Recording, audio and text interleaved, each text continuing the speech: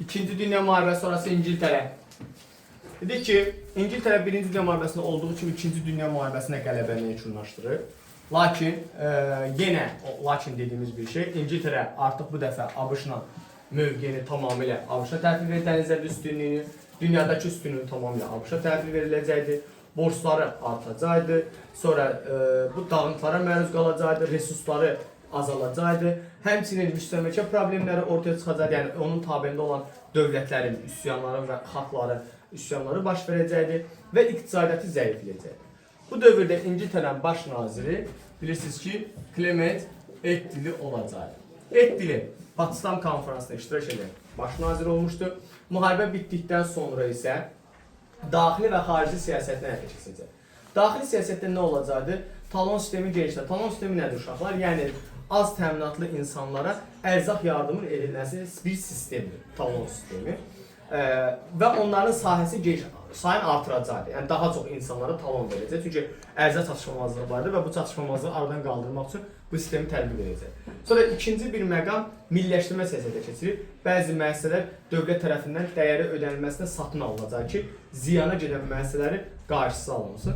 Üçüncüsü isə bu İngiltərədə nə olar ki, vergilərin miqdarını qaldıracaq, çünki gəlirlər aşağı düşmüşdü və büdcəni doldurmaq lazım idi. Yəni bu və dördüncü də burada dövlət idarəetməsində də islahatlar keçiriləcək. Clement Attlee'nin dövründə xarici siyasətdə İngiltərə ABŞ-a meyilli siyasət yeridirdi. ABŞ-dan aldığı maliyyə yardım hesabını iqtisadiyyatını canlandırmağa çalışırdı. Sonra NATO-ya üzv olacaqdı 40-cı illərdə. Bundan sonra BMT-yə üzv olacaqdı və Amerikanın yanında bütün məsələlərdə duracaqdı. Bu dövrdə müstəmləkə məsələsi əsas rol oynuyordu.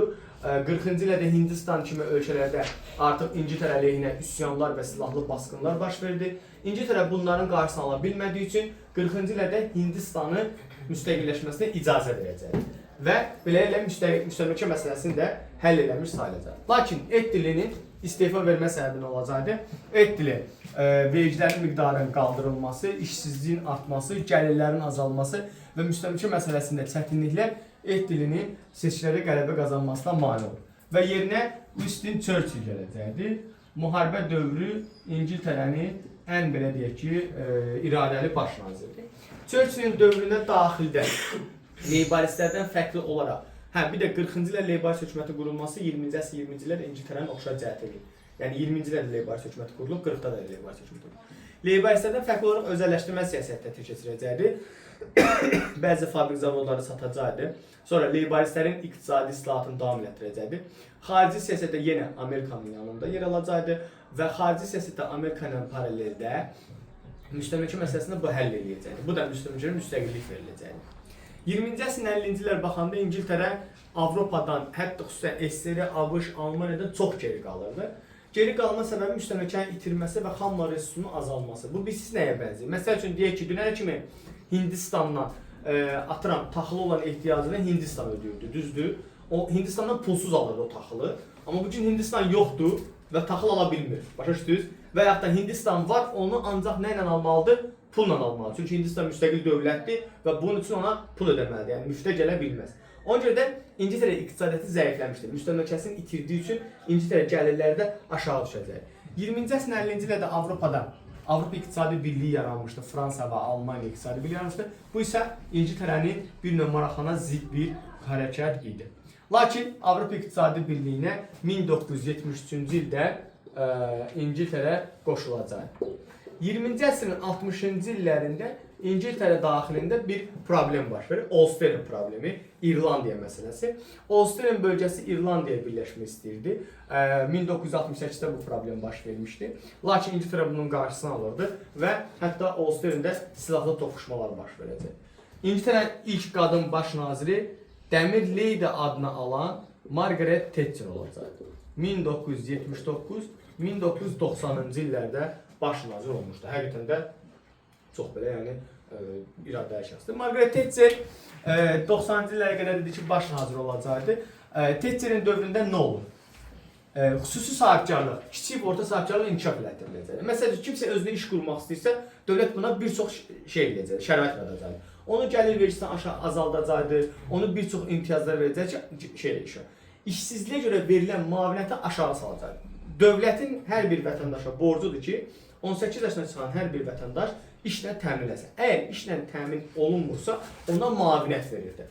İngiltərədə bu dövrdə artıq bir çox adam işsiz olduğu üçün işsizliyə görə müavinət alırdı. Thatcher isə bundan razılaşmadı. Sosial müavinəti azaldacaqdı, məhdudlaşdıracaqdı və ləğv edəcəkdi. Deyəcək ki, çağıracaqdı İngilis vətəndaşını, sənə falan işi verirəm, bəyənirsən bəyən, bəyənmirsənsə daha sənə sosial müavinət yoxdur. Beləliklə, büdcə xərcləmələrini nə edəcəkdi? Minimuma indirəcəkdi. Vergilərin miqdarını qaldıracaqdı. Təhsilə ayrılan xərcləri azaldacaqdı. Sonra kiçik sahibkarlığına xüsusi diqqət artırılacaqdı. Onlara sərbəstlik veriləcəkdi. Ölkə məhsullarının gəlməsinə icazələr veriləcəkdi. Bu isə qısa müddət ərzində İngiltərə sosial vəziyyətini yaxşılaşdırır. Sosial vəziyyətin üstünə də hər bir əhalinin ortalama yaşam səviyyəsi artdıqca vergilər də artacaqdı. 90-cı illərdə Thatcherin vergi layihəsi dövlət və hökumət daxilində, xalq daxilində narazılığa səbəb olduğu üçün 90-cı ildə istefa verəcəkdi.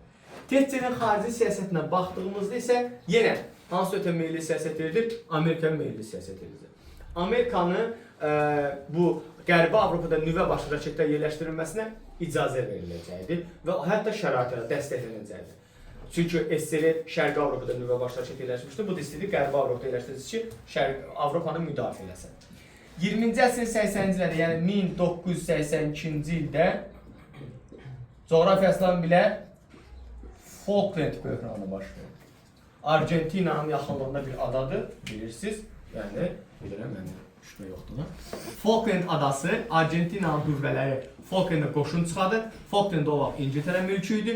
Lakin İngiltərə bununla razılaşmır və Argentina belə məğlub edib Falklanda geri qaytaracaq. Bu Thatcherin əslində nüfuzunun çox böyük artmasıdır. Lakin 90-cı illərdə dediyimiz kimi Thatcher istefa verəcək.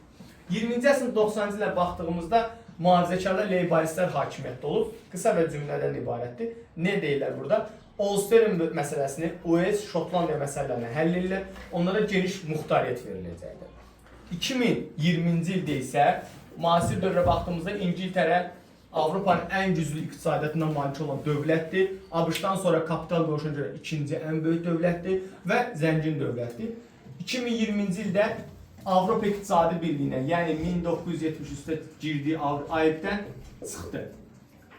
Bunun da Brexit layihəsini olacaq. Niyə Brexit layihəsindən çıxacaqdı? Səbəb nə idi? Avropa İqtisadi Birliyi bir ailədir.